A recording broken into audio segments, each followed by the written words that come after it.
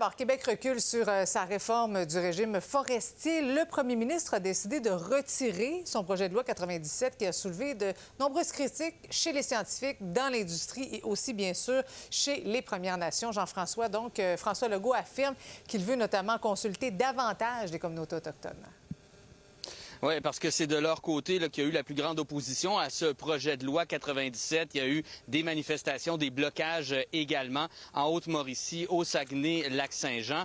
C'est un projet de loi qui avait été préparé par l'ancienne ministre des Ressources naturelles et des Forêts, Maïté Blanchette-Vézina, qui, elle, aujourd'hui, s'est dit qu'elle n'était pas surprise, en fait, de cette volte-face du gouvernement Legault. Elle est devenue, il faut le dire, indépendante, il y a quelques semaines, a quitté le caucus de la CAQ après ne pas avoir fait partie de ce remaniement ministériel. Maintenant, du côté de François Legault, il dit également que la donne a changé, notamment avec les tarifs de Donald Trump qui viennent un peu compliquer la situation pour l'industrie forestière.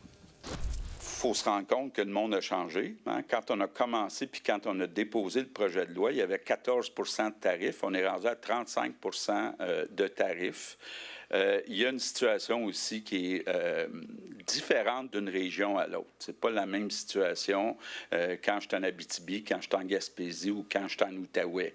Donc, il faut peut-être avoir moins de mur à mur, donner encore plus de pouvoir localement, consulter davantage les nations autochtones, parce que c'est peut-être celles qui sont le plus opposées au projet de loi. Maintenant, le travail est devant nous. On va le faire en collégialité, avec les élus, avec les Premières Nations, bien sûr avec l'industrie, avec les syndicats, les employés qui travaillent dans l'industrie. On va être à l'écoute. Bon, bien sûr, Jean-François, les communautés autochtones accueillent favorablement cette décision-là. Oui, avec quand même de la prudence. Donc, l'Assemblée des Premières Nations du Québec et du Labrador se dit quand même encouragée par ce développement, sans assurer toutefois que tous les blocages seront levés du jour au lendemain. On dit que c'est une question politique qu'il faudra régler justement avec le gouvernement Legault. Je pense qu'on envoie un message fort, depuis le début, notre message est que cet enjeu-là doit se régler au niveau politique et ça prenait une volonté politique également du gouvernement du Québec de pouvoir faire les changements nécessaires. Et je pense que le message a été lancé ce matin concernant le retrait du projet de loi. Et on est bien attentif pour la suite des choses, mais j'ai déjà des échos comme de quoi qu'on va s'asseoir ensemble avec les chefs. Et je tiens aussi à souligner toute la mobilisation des chefs qui se sont tenus sur ce projet de loi-là.